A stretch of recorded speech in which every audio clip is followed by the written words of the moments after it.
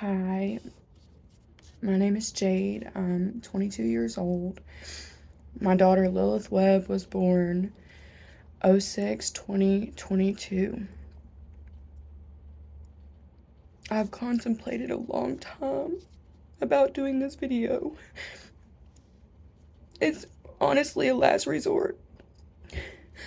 I haven't really wanted to do anything like this, but I feel like nobody wants to help me and everybody's treating my daughter's murder as a crib death. So, this is my attempt to raise awareness for someone to help me get the justice my child deserves. I'm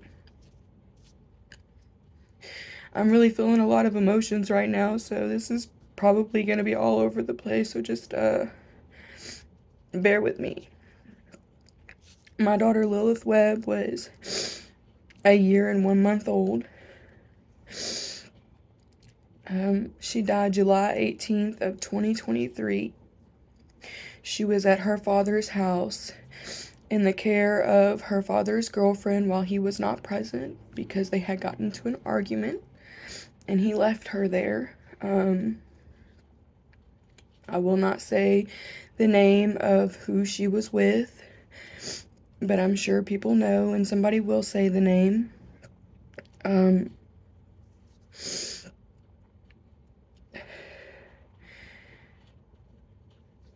so flustered right now. I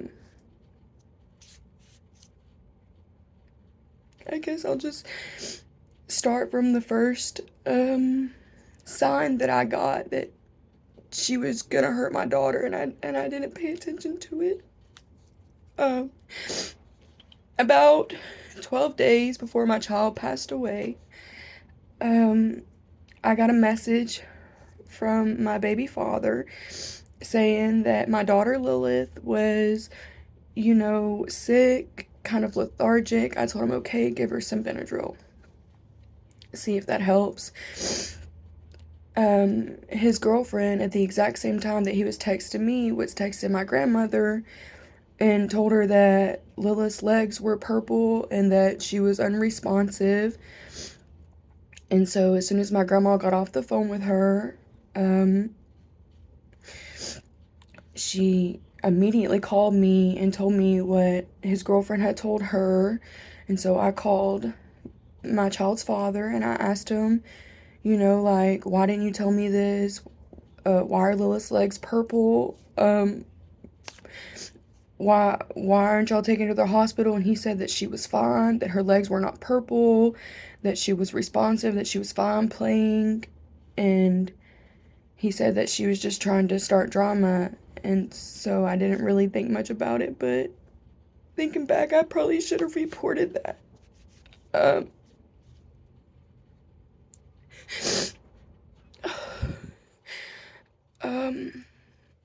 About 3 days before my child passed away, his girlfriend posted something about a child dying from aspiration. That's exactly how my child died.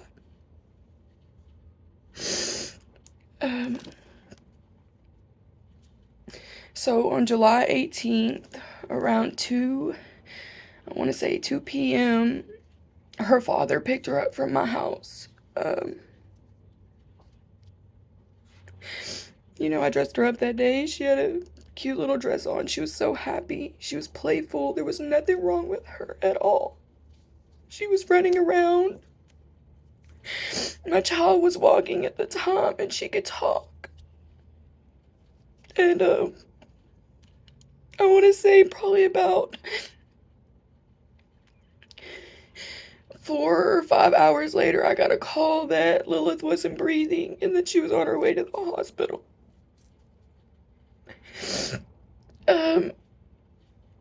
When I made it to the hospital, my baby was purple from her neck down to her torso. She was dead for a long time before somebody called an ambulance. Her breath, it was horrendous. It smelled like rotting milk. Um, Upon my arrival at the hospital, I found out that she had been swaddled, binded up like a prisoner at a year old, with the bottle propped in her mouth. She aspirated on milk. She suffocated to death, and I, I can't even imagine how much pain she was in. I don't even want to think about it.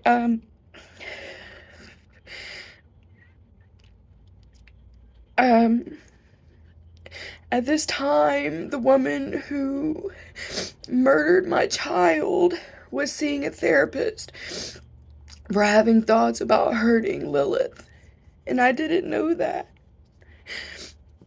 My baby's father knew that, but he didn't tell the authorities. He's just now coming out and telling me this.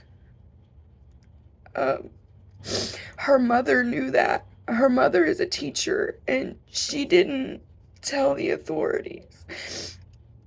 Had the authorities done their investigation properly, they would have known that she was seeing a therapist for having thoughts of hurting my child.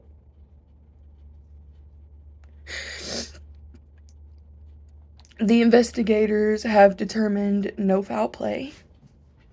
They have told me directly to my face that I'm an overreactive mother just looking for someone to blame, that it's not negligent to swaddle a 1-year-old that can walk and run or prop her bottle when she can hold it herself.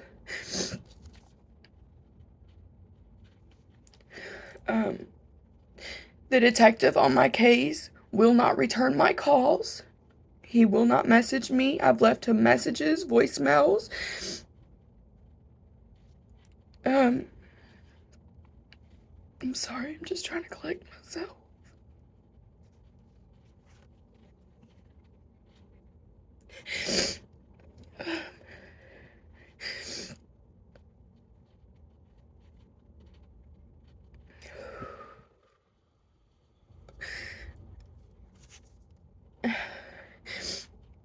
They closed the case without notifying me, and they never even sent it to the DA.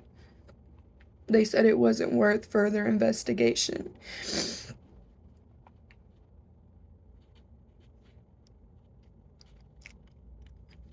There's 3 states in the United States that it is illegal to swaddle a child, and 100% illegal without doctor's orders. Only 3. Texas, Virginia,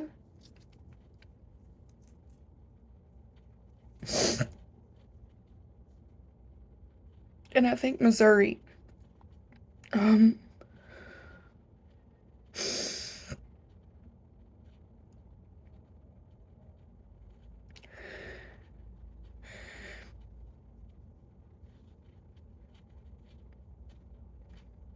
sorry.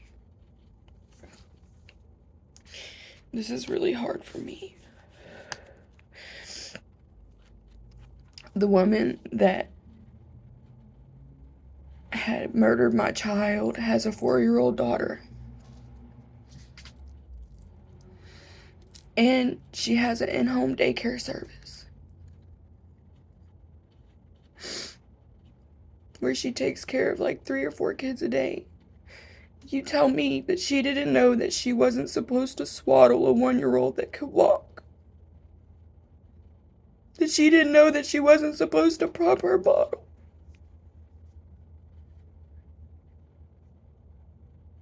How can you justify that?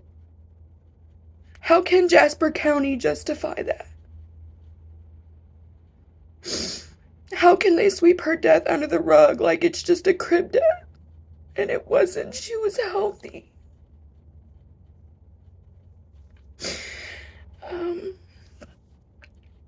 I have the EMS report of the night she died, the hospital report, and the autopsy report. Upon arrival, they gave my child 2 milligrams of epinephrine,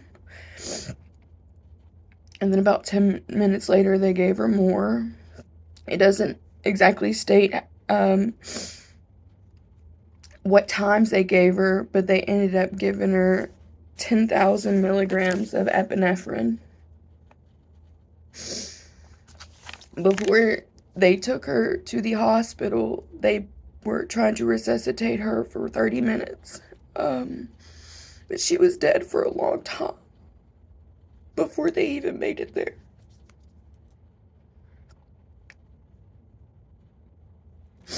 She was already cyanotic and rigor mortis when they made it there.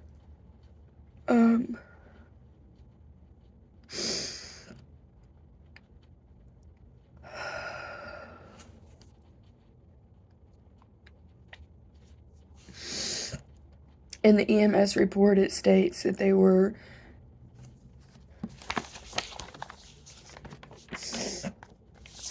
I'm sorry. It says right here,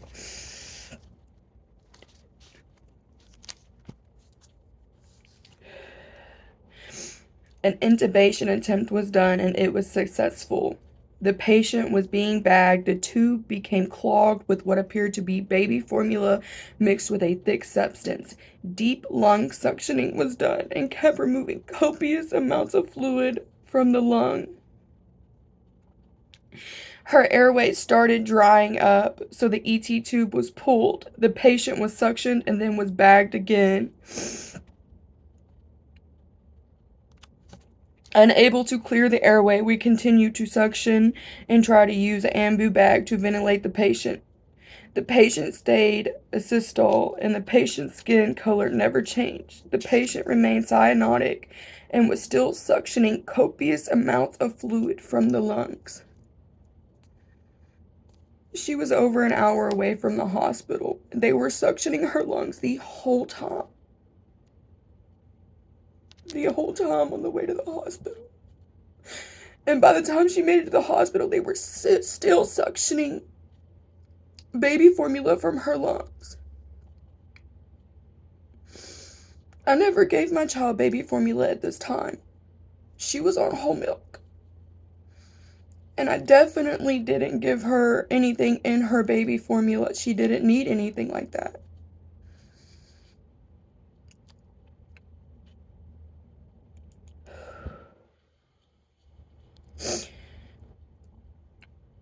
By the time she had made it to the hospital, her core temperature had already dropped 96 degrees Fahrenheit.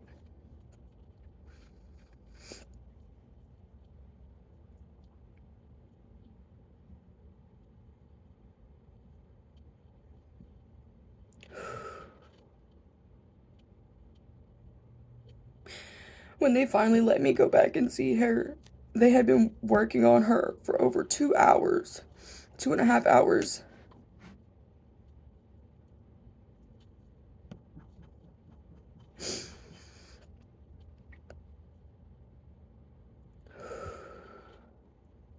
They looked at me and they said,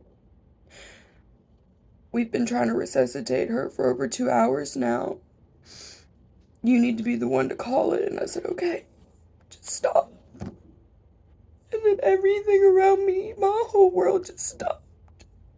I immediately hit the ground. And I passed out in the room. And then all I remember is jumping up to go hold her one more time.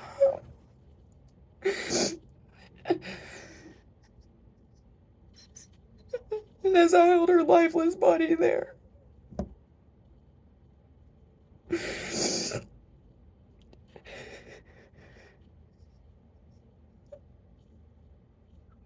a part of me left with her that day.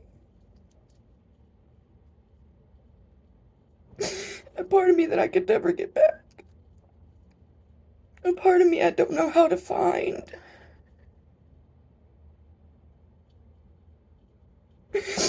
And it's not helping that the justice system is doing my child wrong. They don't want to help her. They don't want to get justice for my baby. They just want to sweep it under the rug because it's not important to them. Or as they say, I'm just a overreactive mom looking for someone to blame.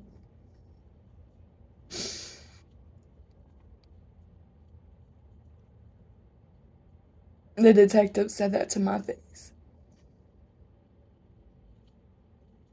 No sympathy at all.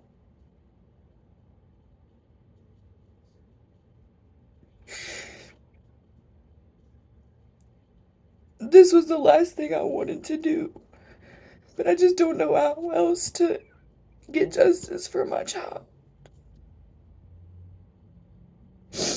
I've called over 50 attorneys. Nobody wants to pick up the case. They say they can't fight against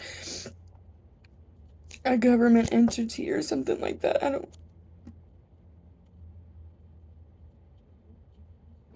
I'm just making this video in hopes that somebody could help me and to raise awareness. Because I know I'm not the only mother that goes through stuff like this. And I wouldn't wish it upon anybody. It's been 7 months since my child died, and let me tell you, it doesn't get easier. It gets harder every day, especially knowing no one cares.